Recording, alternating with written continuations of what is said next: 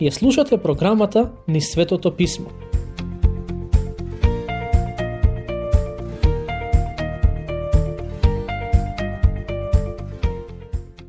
Драги пријатели, денес ќе почнеме со проучување на втората глава од посланието до Филипјаните. Главната тема на првата глава е филозофијата на христијанското живење, која може да се сумира со еден збор, а тоа е Христос. Христос треба да биде центарот и основата на се што правиме како христијани.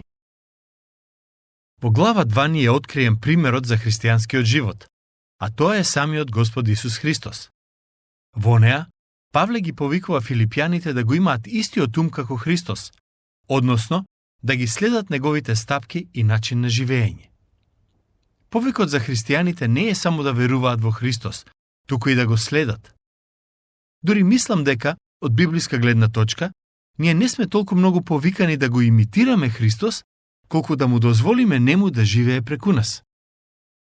Разликата помеѓу тие две е навистина голема и се надевам дека Бог ќе ви даде мудрост и разбирање за да ја сватите.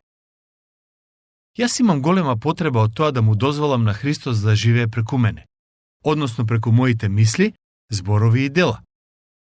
Супругата често знае да ми каже дека сум многу тврдоглав и дека има моменти кога сум своеволен во однос на нештата кои сакам и планирам да ги направам. Но често се случува таа моја своеволност да ме води во непријатни ситуации. И во такви околности се понизувам и велам: Господи, ти преземи ја контролата и раководи ме во се што правам. Ако и вие имате проблем со своеволноста и тврдоглавоста, ве охрабрувам да почнете да го молите Бог да ја преземе контролата во вашиот живот и да почне да ве раководи. Ако го направите тоа, и ако тоа е ваша искрена молитва, Бог ќе ја исполни. На почетокот од оваа глава, апостолот Павле пишува каков треба да биде ставот на христијаните едни кон други. Тој ги поттикнува да се однесуваат според Божјата волја и најдобар пример за таков однос и поведение наоѓаме во животот и делото на Господ Исус Христос. Стиховите што ќе ги читаме денес се меѓу најпознатите од посланието до Филипјаните и се надевам дека и за нас ќе бидат поттик да му бидеме послушни на нашиот небесен Отец. Следните стихови биле причина и за долги дебати низ историјата, но не сакам да навлегуваме длабоко во тие теолошки дискусии. Ќе почнеме со читање. Слушнете што пишува во првиот стих. И така, ако во Христос има некаква утеха, ако има некаков поттик од љубовта, ако има некакво заедништво со Духот, ако има некое милосрдие и сострадание. Интересна ми е реториката на апостолот Павле во овие стихови. Тој вели: ако во Христос има некаква утеха, некаков поттик од љубовта. Ова не значи дека апостолот се сомнева дали има утеха и поттик во љубовта во Христос, туку сака да каже со оглед на тоа што во Христос има утеха, поттик на љубовта и така натаму. Овие зборови се еден вид основа која тој ја поставува за аргументот што ќе го даде во следните стихови, а се однесува на понизноста кон која ги повикува христијаните во Филипи. Како и во другите посланија кои ги прати до поединци и цркви, апостолот Павле прво поставува одредена теолошка основа, а потоа ги повикува слушателите на одредени практични дејства кои произлегуваат од самата теолошка основа. Во ова, а и во сите други посланија, основата е Господ Исус Христос, неговата смрт и воскресение и дејството на Светиот Дух. Тоа е, или барем треба да биде, основата и причината за се што правиме како христијани. Библијата не повикува на одредени морални стандарди и духовни доблести без причина. Во неа јасно читаме дека спасението го добиваме преку вера во Христовата смрт и воскресение. Но откако ќе го добиеме спасението, ние сме повикани да растеме во светоста, имајќи ги наум неговата смрт и воскресение. Тоа значи дека Господ Исус Христос е основата за се што е поврзано со христијанскиот живот, како за спасението, така и за светоста. Повикани сме од него да црпиме утеха и поттик за живење во љубов. Забележете што пишува во стих 2. Исполнете ја мојата радост, бидете со една мисла, бидејќи имате една и иста љубов и бидете еднодушни и едномислени. Павле како да вели, јас сум во затвор и се радувам, но мојата радост ќе биде уште поголема ако знам дека верно го следите Господ Исус и сте едномислени. Како што спомнав во првата епизода посветена на посланието до филипјаните, црквата во Филипи, генерално гледано, немаше посериозни проблеми, освен некои мали недоразбирања. Можеби тоа е една од причините зошто Павле ги повикува и поттикнува да бидат едномислени. Тоа не значи дека сите христијани од црквата треба да имаат исти ставови и верувања по однос на секое животно прашање, туку да се стремат да живеат како едно тело. За жал, некои духовни водачи го злоупотребуваат овој стих и се обидуваат да им ги наметнат сите своите мислења и ставови на луѓето кои се дел од нивните црковни заедници. На тој начин, таа заедница веќе не е црква, туку станува култ, бидејќи во се го следи својот водач. Тоа не е поентата на овие зборови запишени од апостолот Павле. Тој само сакаше да ги поттикне филипјаните да се водат според Христовата љубов и мисли. И тогаш, кога помеѓу нив има некакви недоразбирања или различни мислења, да ги остават тие нешта настрана и да му служат на Христос во единство. Како христијани, мислам дека ни е дозволено да имаме различни мислења во однос на одредени доктрини кои не се суштински за христијанската вера. Например, јас сум имал прилика да проповедам во римокатолички и харизматски цркви и организации. Во некои од моите аудио емисии, јас ги критикувам некои од доктрините на римокатоличката или харизматските цркви. Но сепак тоа не значи дека во ниеден случај не би соработувал со нив. Кога станува збор за споделување на Евангелието, се обидувам да ги тргнам тие разлики настрана. Ова е една од основните лекции кои треба да ги научи секој христијанин. Бог не само што не повикува да бидеме дел од локалната црковна заедница, туку и да се стремиме кон едномисленост и еднодушност со членови на таа заедница. Стих 3. Не правете ништо од честолюбие или за празна слава, но од понизност сметајте се еден со друг за погорен од себе си. Не правете ништо од честолюбие или за празна слава. Сетете се дека слични на овие зборови прочитавме и во првата глава. Таму Павле пишува дека некои луѓе го проповедаат Христос поради себични мотиви. Токму тоа е поентата и на овој дел од стихот. Тој ги охрабрува филипјаните, а и нас денес, да му служиме на Бог и да им служиме на другите, но не за да ни покажуваат чест или пак да не фалат за тоа. Ако некога сте во искушение да служите во црква или да направите некое добро дело и длабоко во себе размислувате за тоа како луѓето ќе треба да ве пофалат за тоа и да ви покажат одредена чест, подобро е да не го правите тоа што сте го наумиле. Ве уверувам дека во Божјите очи ќе биде подобро да не го правите доброто дело што сте го наумиле, отколку да го направите и потоа да очекувате чест и пофалби за тоа. Ке се сетите дека токму ова беше една од критиките на Господ Исус Христос кон фарисеите. Тој ги соочи со фактот дека сакаат својата побожност да ја искажуваат пред другите и на јавни места, со цел да бидат препознаени како луѓе посветени на Бог. Ако го направите тоа, можеби другите ќе мислат дека сте луѓе со силна вера, но Бог ги познава намерите и мотивите на вашите срца. Пред Него не можете да се сокриете. Покрај тоа, Павле ги охрабрува филипјаните со зборовите: од понизност сметајте се еден друг за погорен од себе си. Мислам дека Еводија и Синтихија немаше да имаат меѓусебен конфликт ако се сметаа една на друга за погорна од себе си. Очигледно е дека тие две жени имаа некакво недоразбирање, но ако го послушаа советот на Павле, сигурно ќе го надминеа тоа несогласување. Истото се однесува и на конфликтите кои денес ги имаме во црквите. Одборите, хоровите, црковните организации и здруженија и слично.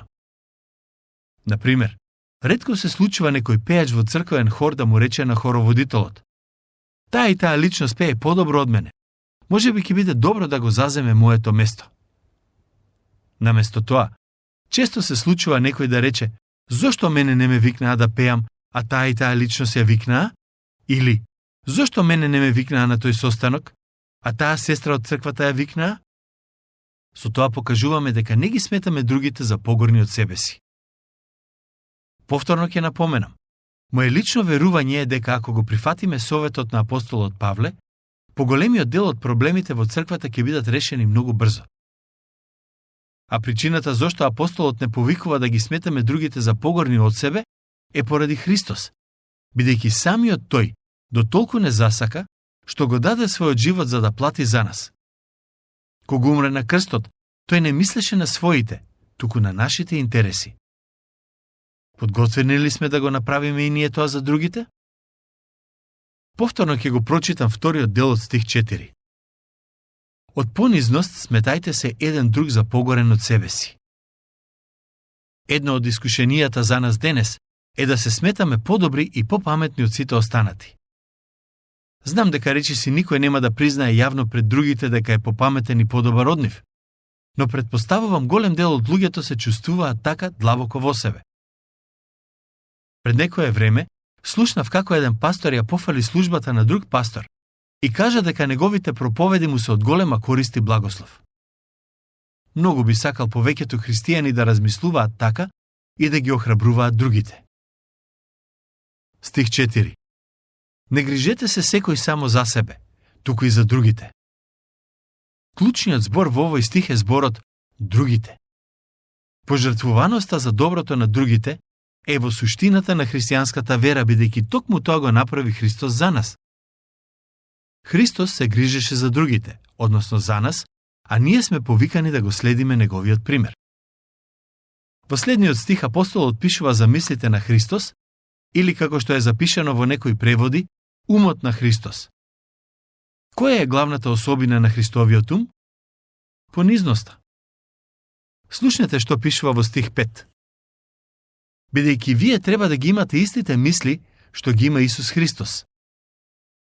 Овој стих е од суштинска важност за христијанскиот живот, бидејќи ни објаснува како можеме да живееме достојно за повикот со кој сме повикани. Во Ефесјаните 4:1 апостолот Павле им го пишува на христијаните во Ефес токму тоа, да живеат и да се однесуваат како оние кои му припаѓаат на Бог. А како можеме да го направиме тоа? Само доколку ги имаме истите мисли што ги има Исус Христос, односно, ако му дозволиме нему да живее во и преку нас. Самите ние не можеме да бидеме понизни, бидејќи во нас нема сила, ниту желба за понизност. Ние луѓето не сакаме да се понизиме, поради грешната природа која е во нас. Кога некој ќе каже нешто што не ни се допаѓа, или не ни обрне толку внимание колку што очекувавме, наместо да се понизиме, ние најчесто се бунтуваме и си ги бараме своите права.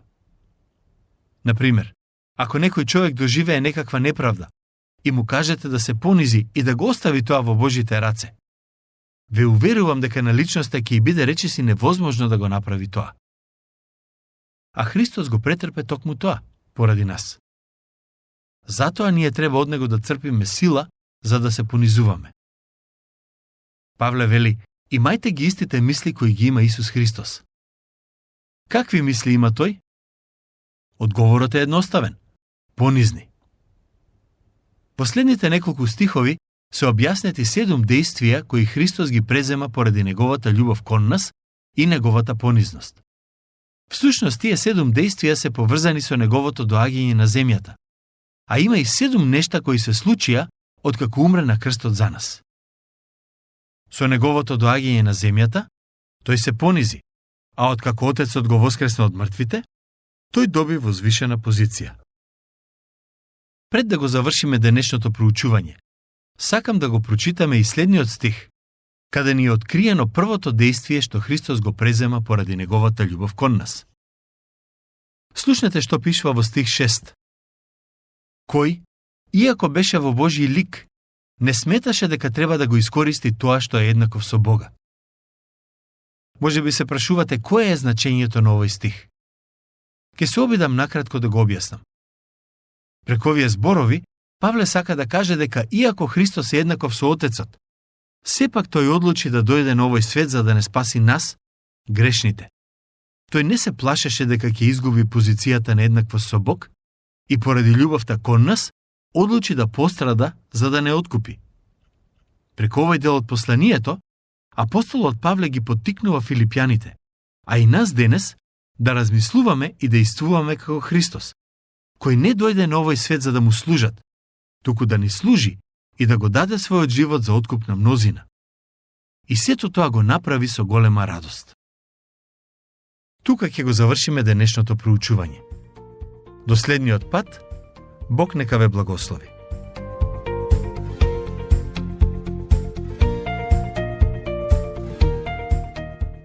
Слушнавте емисија од програмата Низ Светото Писмо. Можете да не слушате и преку мобилна апликација на нашиот YouTube канал и на сите познати подкаст платформи, како што се Google, Apple и Spotify. Ако ви се допаѓаат нашите програми, споделете ги и препорачајте ги на вашите пријатели. Бидете слободни да оставите свој коментар или да ни пишете на нашата имейл адреса nizsvetotopismo@gmail.com. Следете ги нашите страни Низ Светото Писмо Македонија на Facebook и Instagram. Емисиите од оваа серија можете да ги најдете и на нашата веб страна ttb.twr.org.